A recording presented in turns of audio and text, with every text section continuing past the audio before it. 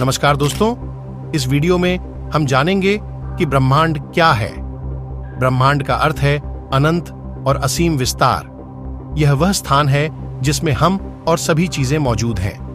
ब्रह्मांड में अरबों सितारे और ग्रह हैं और यह लगातार बढ़ रहा है।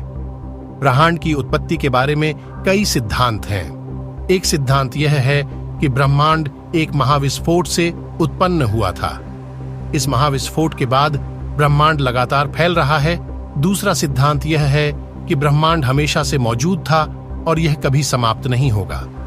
इस सिद्धांत के अनुसार ब्रह्मांड समय और स्थान से परे है। ब्रह्मांड में कई अलग अलग चीजें हैं। इनमें सितारे, ग्रह, गैलेक्सी, धूमकेतु, उल्कापिंड और अज्ञात चीजें शामिल हैं। सितारे सूर्य के समान विशाल पिंड हैं जो प्रकाश और ऊर्जा का उत्सर्जन करते हैं। ग्रह सूर्य के चारों ओर घूमते हैं। गैलेक्सी लाखों या अरबों सितारों का एक समूह है। धूमकेतु बर्फ और चट्टान से बने होते हैं जो सूर्य के चारों ओर अनियमित रूप से घूमते हैं। उल्कापिंड छोटे ग्रह या धूमकेतु के टुकड़े होते हैं जो पृथ्वी पर आते हैं। ब्रह्मांड एक अद्भुत और रहस्यमय जगह है। हम अभी भी ब्रह्मांड के बारे में बहुत कुछ नहीं जानते हैं, लेकिन ब्रह्मांड का अध्ययन करना बहुत रोमांचक है। मंगल ग्रह पर जीवन की संभावनाओं के बारे में बहुत से लोग बात करते हैं। कुछ लोगों का मानना है कि मंगल ग्रह पर कभी जीवन था, लेकिन अब यह मर गया है। अन्य लोगों का मानना है कि अभी भी मंगल ग्रह पर जीवन हो सकता है। हमारे पास मंगल ग्रह पर जीवन की संभावनाओं के बारे में बहुत सी जानकारी नहीं है, लेकिन हम कुछ चीजें जानते हैं। उदाहरण के लिए, हम जानते हैं कि मंगल ग्रह पर पानी था, और हम जानते हैं कि मंगल ग्रह पर अभी भी पानी है, लेकिन बहुत कम मात्रा में। हम यह भी जानते हैं कि मंगल ग्रह पर चट्टानें हैं और कुछ चट्टानों में कार्बनिक पदार्थ पाए गए हैं। कार्बनिक पदार्थ जीवन का एक घटक है। तो क्या मंगल ग्रह पर जीवन है? हम नहीं जानते हैं, लेकिन हम यह जानते हैं कि मंगल ग्रह पर जीवन की संभावनाएं हैं और हम इस संभावना को खोजने के लिए लगातार काम कर रहे हैं। तो हम सौरमंडल के पहले ग्रह बुध ग्रह के बारे में बात करेंगे। बुध हमारे सौरमंडल का सबसे छोटा और सूर्य के सबसे पास का ग्रह है। यह एक ठोस ग्रह है और इसका कोई चंद्रमा नहीं है। बुध का व्यास लगभग 4870 किलोमीटर है, जो पृथ्वी के व्यास का 1/3 से भी कम है। इसका द्रव्यमान भी पृथ्वी के द्रव्यमान का 5.5% है। बुध का गुरुत्वाकर्षण पृथ्वी के गुरुत्वाकर्षण का लगभग 88% है। बुध का एक अपक्षित और क्रेटर्ड सतह है। इसका सबसे बड़ा क्रेटर कैलोरिस बेसिन है, जो 1750 किलोमीटर व्यास का है। बुध का कोई वायुमंडल नहीं है, इसलिए इसकी सतह पर तापमान बहुत चरम होता है। दिन के समय तापमान 427 डिग्री सेल्सियस तक पहुंच सकता है, जबकि रात के समय तापमान 173 डिग्री सेल्सियस तक गिर सकता है। बुध का एक अजीब विशेषता यह है कि इसकी कक्षा सूर्य के चारों ओर अंडाकार है। इसका मतलब है कि कभी कभी यह सूर्य के बहुत करीब होता है और कभी कभी यह सूर्य से बहुत दूर होता है। अब हम बात करेंगे शुक्र ग्रह के बारे में बात करेंगे। शुक्र हमारे सौर मंडल का दूसरा ग्रह है और सूर्य से सबसे गर्म ग्रह है। यह पृथ्वी के आकार और द्रव्यमान का लगभग समान है, लेकिन इसका वातावरण बहुत घना और विषैला है। शुक्र का वातावरण मुख्य रूप से कार्बन डाइऑक्साइड से बना है, जिसमें कुछ नाइट्रोजन और सल्फर डाइऑक्साइड भी शामिल है। इसकी सतह का तापमान 462 डिग्री सेल्सियस तक पहुंच सकता है, जो सूर्य से दूर होने के बावजूद है। शुक्र के घने वातावरण के कारण इसकी सतह पर कोई मौसम नहीं है। शुक्र की सतह पर कई ज्वालामुखी और क्रेटर हैं। सबसे बड़ा ज्वालामुखी दरियादेल प्रेस्पेक्टो है, जो लगभग 2500 किलोमीटर लंबा और 1200 किलोमीटर चौड़ा है। शुक्र पर कोई महासागर नहीं है, लेकिन कुछ छोटे लैवेंडर झीलें हैं। शुक्र एक अत्यधिक गर्म और अत्यधिक वातावरण वाला ग्रह है। इसकी सतह पर कोई मौसम नहीं है और कोई महासागर नहीं है। शुक्र पर जीवन के अस्तित्व की संभावना बहुत कम है। तो अब हम पृथ्वी ग्रह के बारे में सब कुछ जानेंगे। पृथ्वी हमारे सौर मंडल का तीसरा ग्रह है और यह जीवन का एकमात्र ज्ञात ग्रह है। यह एक नीला ग्रह है क्योंकि इसका 51% भाग पानी से ढका हुआ है।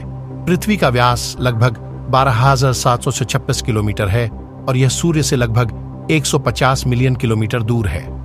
पृथ्वी का गुरुत्वाकर्षण बल हमें इस पर रहने में सक्षम बनाता है। पृथ्वी का वातावरण हमें सांस लेने में मदद करता है और हमें सूरज की हानिकारक किरणों से बचाता है।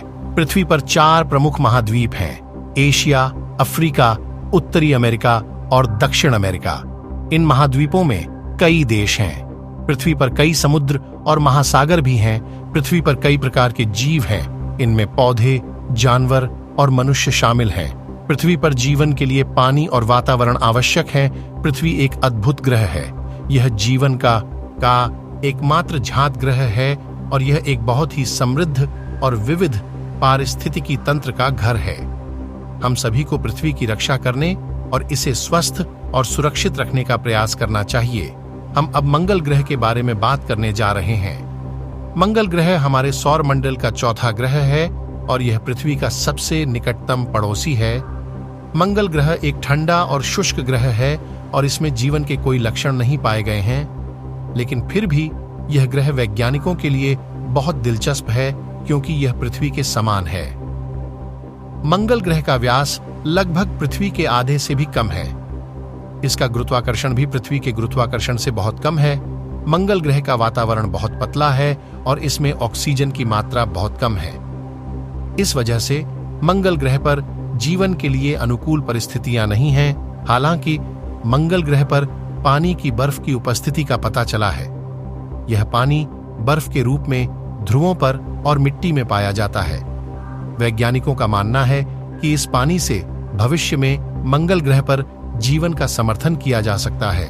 मंगल ग्रह पर कई पहाड़ और घाटियां हैं। सबसे ऊंची चोटी ओलंपस मोन्स है, जो सौर मंडल में सबसे ऊंची चोटी है। मंगल ग्रह पर 2 बड़े चंद्रमा हैं, फोबोस और डेमोस। ये चंद्रमा बहुत छोटे हैं और वे मंगल ग्रह के बहुत करीब हैं।